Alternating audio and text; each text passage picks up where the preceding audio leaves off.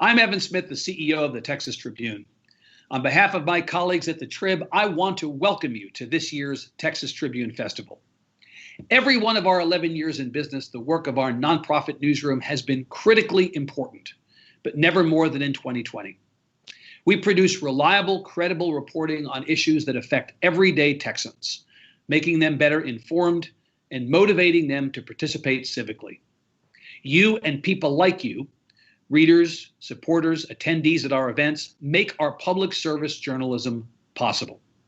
If you value what we do, now is a great time to support us.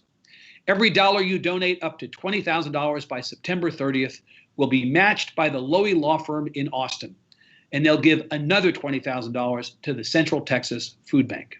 Learn more and contribute today at texastribune.org/give. Now on with the show.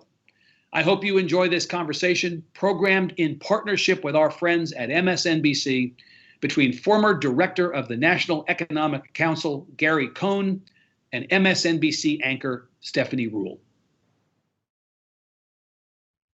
Hi, I'm Stephanie Ruhle, MSNBC anchor, senior business correspondent with NBC News. I'm excited to be part of the Texas Tribune Festival as an MSNBC partner, and really excited this morning to be sitting down with Gary Cohn, former National Economic Council director, former economic advisor to President Donald Trump, and former president of Goldman Sachs. Gary Cohn and I have known each other for a number of years, so given all that's happening in the world economically, politically, I can't think of a better time to sit down. Gary, really good to see you at a not really good time. Just this week, your successor, Larry Kudlow, looked at the economy and said, we're in a strong V recovery that is not contingent on another federal stimulus package. Would you agree with that? Well, good morning, Stephanie. It's great to be with you.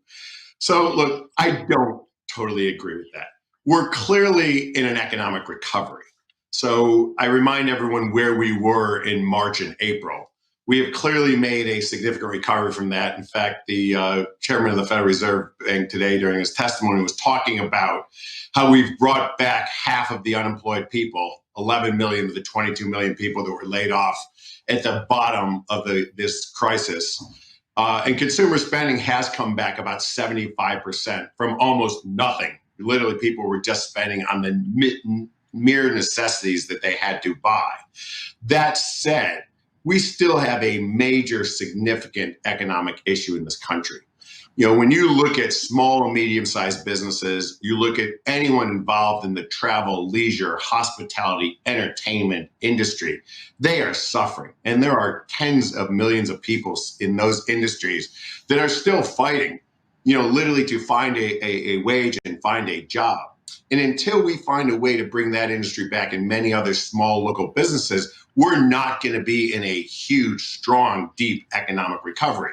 We have come off the bottom. We are doing a good job. The first round of economic stimulus was important, but I think we are going to need more stimulus, especially for some of our small businesses, to get to the other side.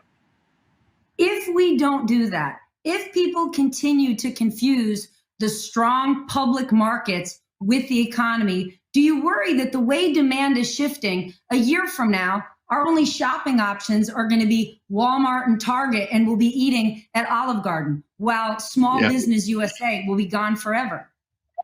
So, Stephanie, I do. You know, one of the big unintended consequences of what we went through in March, when we shut down the entire economy, and look, I'm not saying that was a bad thing to do. In fact, based on the information and knowledge we had in March, shutting down the economy and asking everyone to stay at home was probably the right thing to do. I don't think we'll ever do it again, but based on that knowledge, it was the right thing to do. But when we did that, we unfortunately picked winners and picked losers, something that the federal government never should do in this country. We decided that the largest companies were going to be allowed to stay open, or were going to be allowed to serve their clients. And in fact, we gave them 100% of market share.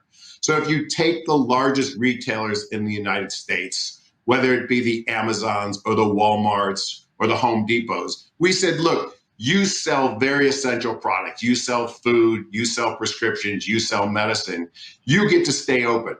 But in addition to those essential products, they sell every other product that is available on main streets and small retail establishments throughout the United States. We told all those small retail establishments in the United States, you have to shut down because you're non-essential.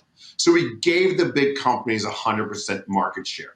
Those small businesses are now finally starting to be able to reopen if, and only if, they were able to survive this long, literally 5 or 6 months with no ability to earn a dollar of revenue, if they had the financial wherewithal, even with PPP, to pay their rent and pay their people. And now they're trying to fight for their market share back from the big companies. The big companies are not going to give that market share back without a fight. And the big companies have enormous pricing power and enormous leverage over those clients. So I am really fearful that it's going to be hard to get small businesses back going in America. And it's not just that I care about small businesses. When you look at our economy, over 50% of jobs happen in the small business community. Our local neighborhoods depend on small businesses, and jobs really come out of small businesses. And I also remind people that every large business in America started as a small business. Well, we've already lost during this 6-month period 100,000 of those small businesses. And to your point, many of those that survived are fighting to live another day, but they're very concerned that they won't make it another 6 months. Given this unintended consequence that you just laid out, what do we need to do now to reverse that? Look, I am a big advocate of another round of fiscal stimulus.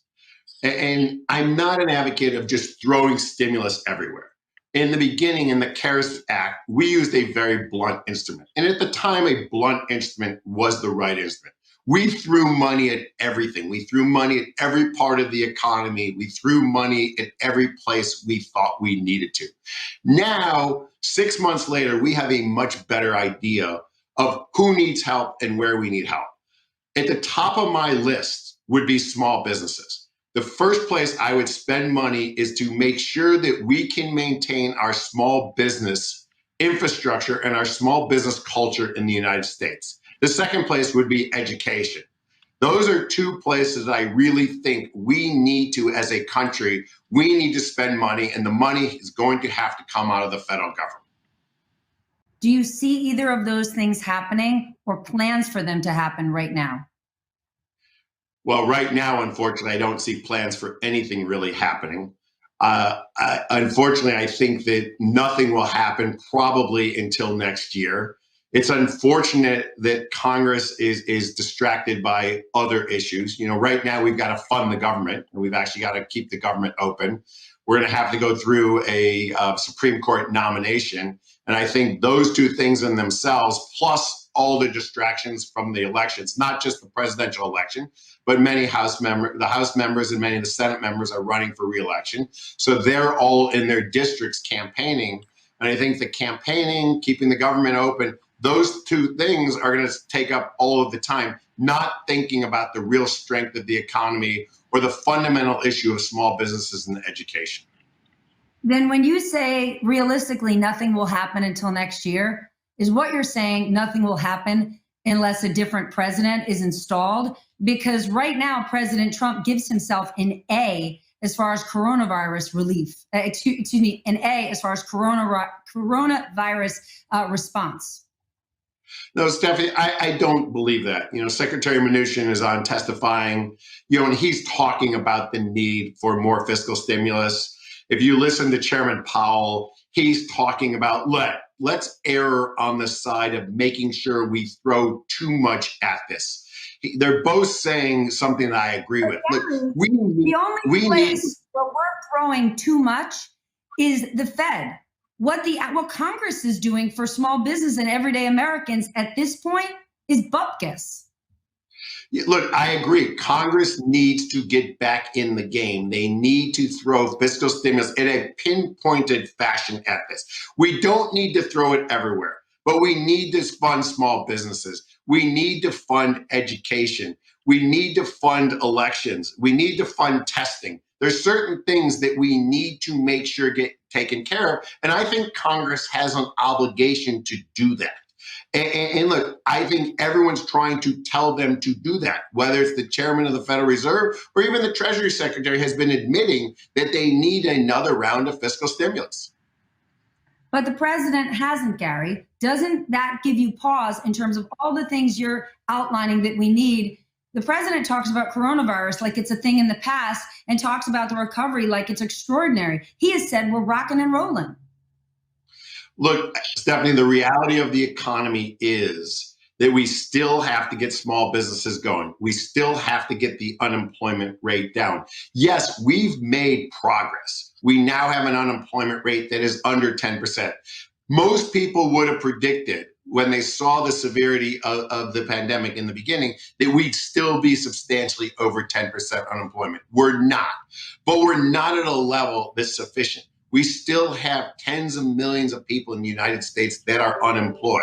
And so we have to fix the overall problem. There's still a lot of work to do here.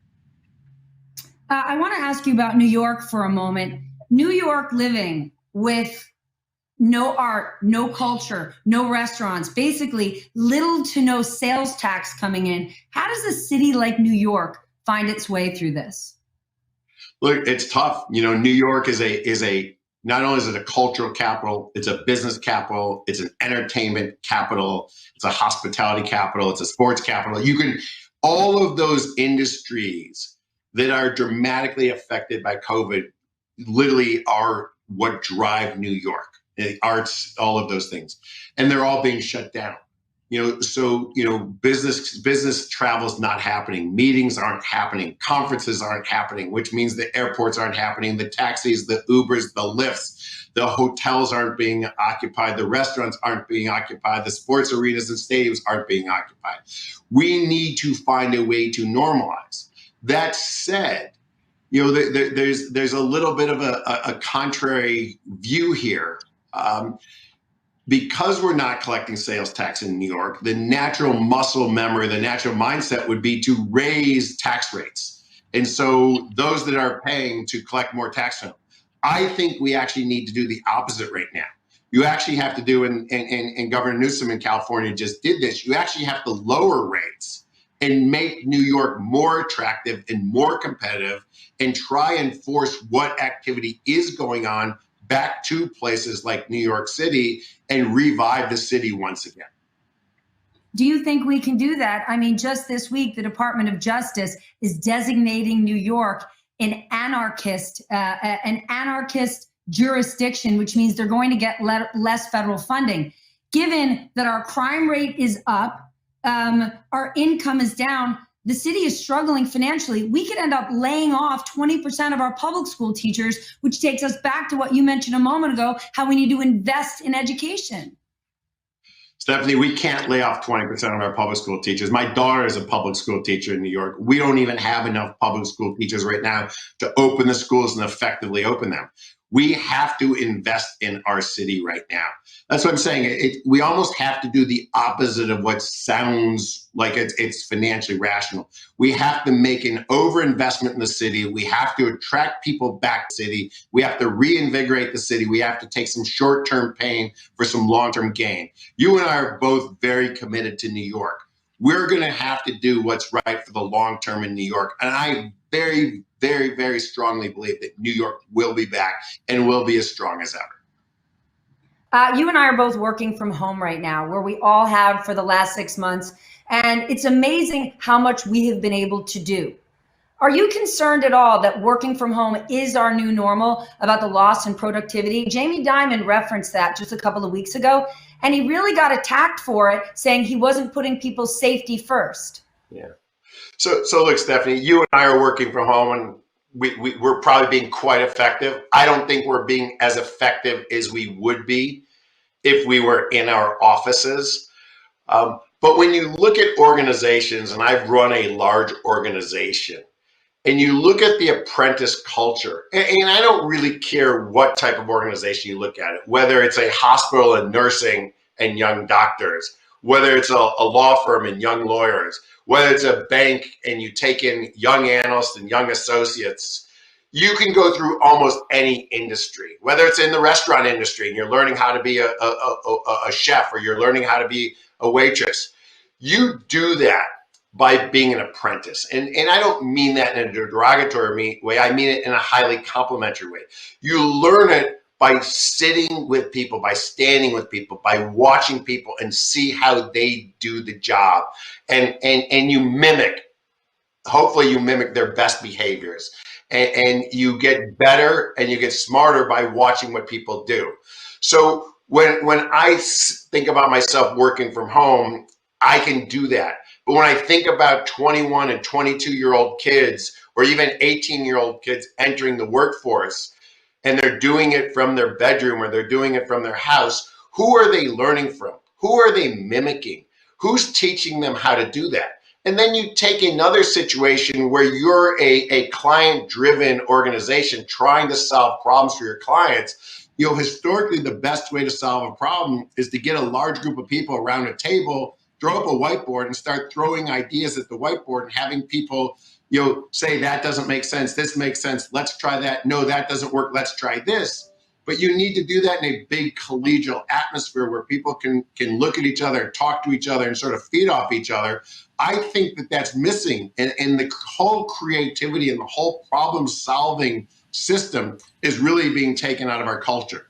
So look, ultimately we have to figure out how to get people back in locations together, learning from each other and working from each other. But look, I understand that safety's first, and we have to be prepared to live in this world until we feel it's safe to bring people and allow them to cohabitate in a working environment together. How do you balance the two? You mentioned education before, and you and I have talked. You know, when you've got kids not going to school, losing the infrastructure of school and doing virtual learning, forget the fact that many of them may be virtual learning at home without even parents there who are out there working, or kids who are not getting the college experience. And I don't just mean partying, but them going to school from home. How much A is lost by being home? And B, if we do want our students to go back, how do we do it safely? Because it's an economic question.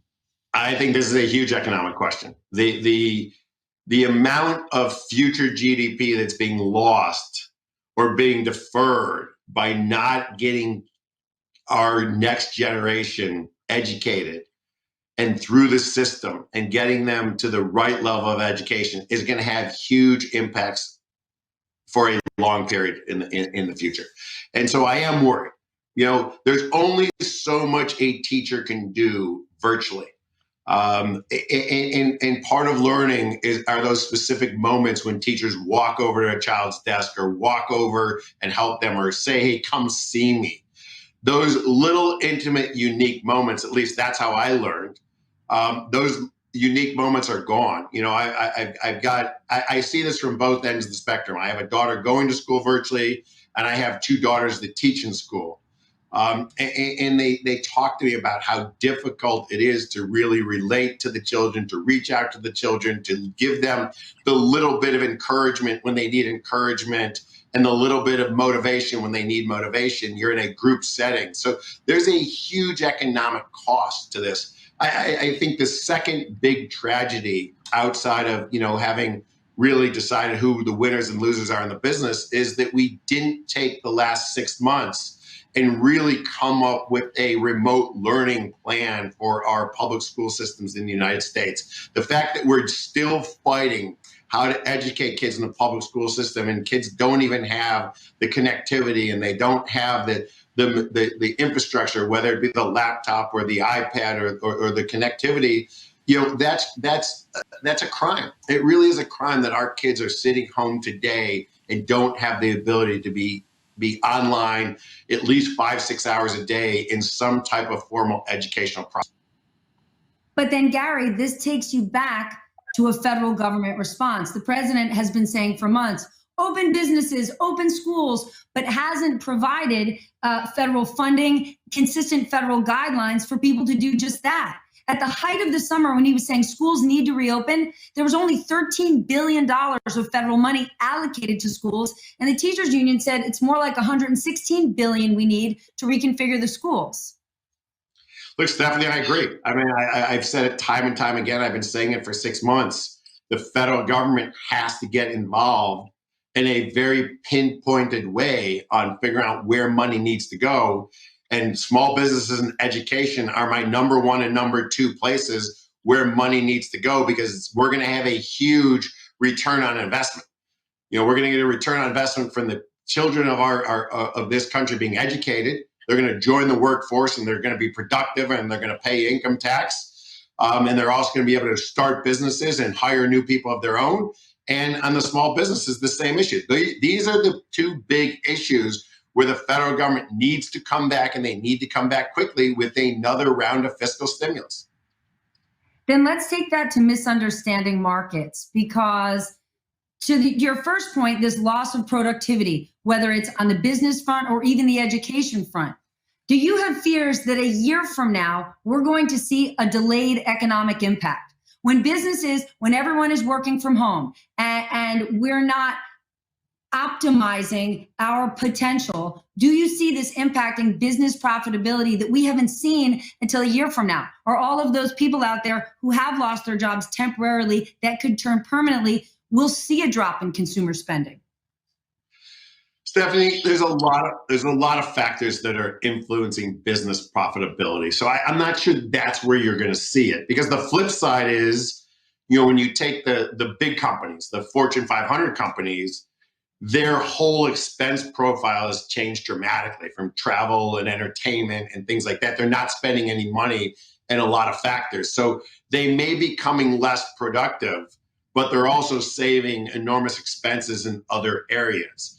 I do believe that this whole education system and the lack of education and the lack of preparedness of this new generation of entrants to the workforce, so kids coming out of school or kids coming, and re-entering the workforce now, we will see the impact of that for the next 5 or 6 years, because they just won't have the training they need to fill the natural voids that will be created. You mentioned Fortune 500 companies, and that obviously takes us to the public markets. At a first glance, people think public markets are doing extraordinarily well. But if you look closer, it's really not all publicly traded companies. It's those behemoths that have oversized influence when we actually look at the markets, the Walmarts, the Microsoft, the Apples, the Googles of the world. So when you actually look at the markets, do you see this as a booming time for the stock market? So, Stephanie, you're completely right. The stock market, remember, it's a market of stocks. And in no time in our history has that been more true. We have a hugely differentiated profile in companies right now in the United States.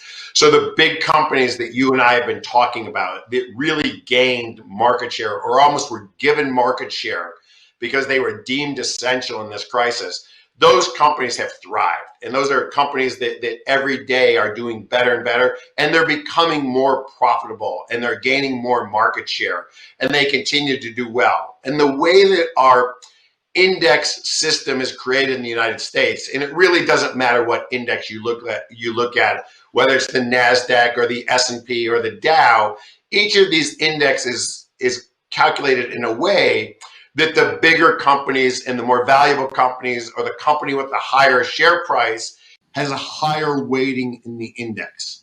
So what tends to happen, and is happening right now, is the bigger companies dominate the performance of the index. So the indices are going up, even though many of the stocks in the index are not doing well. And like I say, the stock market also represents the larger companies. The S&P 500 is probably the 500 largest companies in the United States. If we had an index of the 500 smallest companies in the United States, that would be trading the complete opposite. It would be trading all-time record lows, because those companies are absolutely going out of business every day. They can't survive. They can't even pay the rent. Many of them can't even open up. So we're seeing a huge dichotomy between the largest companies who are gaining market share and taking that opportunity every day, and the small and medium-sized companies who are losing the market share to the big companies, and the index represents those big companies getting bigger. Given this, and given the economic impact COVID has had on our economy, Why is it, do you think, that the president still polls so well on economic issues, given the economic suffering? So, look, a lot of people give the president high marks for what he's done on his economic agenda. And look, his economic agenda is interesting in many respects. So there was a bunch of deregulation that was done in the first year, which I think a lot of people approve of. And in fact, I approve of it. You remember, we deregulated the non-systemically important financial institutions in the United States. So we allowed the regional banks and the super regional banks to have less regulation so they can extend more credit and lend more money out. People appreciate the fact that banks can be more active in their neighborhood. I think people appreciate the president taking on China in certain areas where they feel that China has been taking jobs from the United States. We can argue whether that's true or not, but people feel like the president is looking out for them. Do you think the president successfully took on China? The way I see it, that trade war was an abject failure, and tack on the extra $30 billion in farm aid we had to give U.S. farmers. You argued with the president tooth and nail about the idea of tariffs. You always stood against them. So, Stephanie, there's no doubt where I stand on the China issue. I am a free trader, and I think the American consumer is a huge beneficiary of free trade, and we should enjoy importing cheap goods from China, because when we import cheap goods from China, we have more disposable income to buy services that are completely manufactured here in the United States. So it is a windfall for the consumer in both what they buy and then what they can buy that's manufactured here in the United States. And I've always said, if we could build or manufacture those goods here in the United States as cheaply as they could in China, we would do that. The American entrepreneurial spirit is alive and well, and if someone thought they could displace the China imports, they would. Look, the president has always used China as a way to talk about injustice. I'm not sure China is the right answer, but it is what he has used to talk about the loss of jobs. I think those loss of jobs in many areas come from automation. They come from other areas, but that line seems to resonate with people when you're talking about how the president polls on economic data. Okay, but what you're talking about is what the president says and how he influences people. In terms of policy, the policy that I want to know if you approve of is Joe Biden's Build Back Better plan, where if a company were to manufacture here, they get a tax credit. And for those who are sending businesses offshore, they'd get a tax penalty. How do you feel about that policy? Well, we had looked at this when we rewrote the tax code in 2017. We had looked at this. It's a border adjusted tax is basically what this is. Not a new, a newer novel concept. We obviously want companies to manufacture here in the United States, but again, it's a complicated issue that can't be solved in a soundbite. You have to think of all the additional costs of manufacturing here in the United States, and then ultimately we pass those costs on to the consumer here in the United States. So is the consumer in the United States better off buying a domestically manufactured product that could cost substantially more than an imported product? Then they can't buy services that we know are manufactured here in the United States. So they can't go out to a restaurant when restaurants reopen. They don't go to the dry cleaners. They don't go to the stores in their local neighborhood. And they don't spend the money on other areas that we know drive jobs and drive job creation here in the United States. Remember, pre-COVID, we were at 3.5% unemployment. We were basically what people called full employment. So we were not having a problem creating jobs and creating a job market in the United States.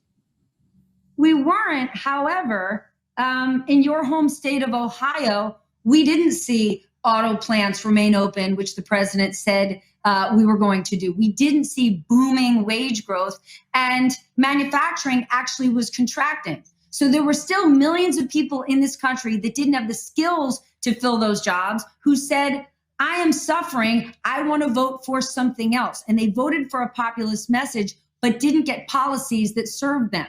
So what policies can be put in place to actually help all Americans rise? So Stephanie, this goes back to the whole educational system. We need to re-educate, retool, and retrain our working population here in the United States to match their skill set to the jobs that are being created in America. You know, we have many more jobs being created in automation, in robotics, in electric vehicles. We need to create a working population that has the skill set in those areas so we can continue to dominate and thrive in those industries that we know will be the future of economic growth, both domestically and internationally. Well, then you said very recently, before you decide who you're going to vote for, and I'm not going to ask you who you're voting for, you wanted to hear more policy prescriptions from the two candidates. Gary, we know what they are. We know what the president is going to do. He's already doing it. And what you're saying we need as a country, we're not seeing any of those policies. Well, Stephanie, look, we as the electorate, we deserve to hear about these policies. We deserve to hear about our deficit and how we're going to deal with our deficit. We deserve to hear about jobs and wage growth and how we're going to create jobs and how we're going to create wage growth. We deserve to hear about global competitiveness. You know, we are in a globalized world today where companies can move not only their corporate headquarters, but they can move their manufacturing offshore anytime they want. How do we maintain companies' headquarters in the United States so they're taxpayers, and how do we maintain their manufacturing in the United States and their stores in the United States so we create jobs? We as an electorate, we should be given the opportunity to hear what both candidates think so we can make an educated decision. And do you honestly think we're going to get either one of those, especially given the disinformation out there? Look, Stephanie, I can only hope. I can only hope that we, in the next 6 weeks, we can hear from the candidates directly in a debate where they'll actually hopefully talk about the real issues. Well, Gary, when that happens, I will buy you a drink. Gary Cohn, thank you so much for joining us. I really appreciate it. Thank you, Stephanie.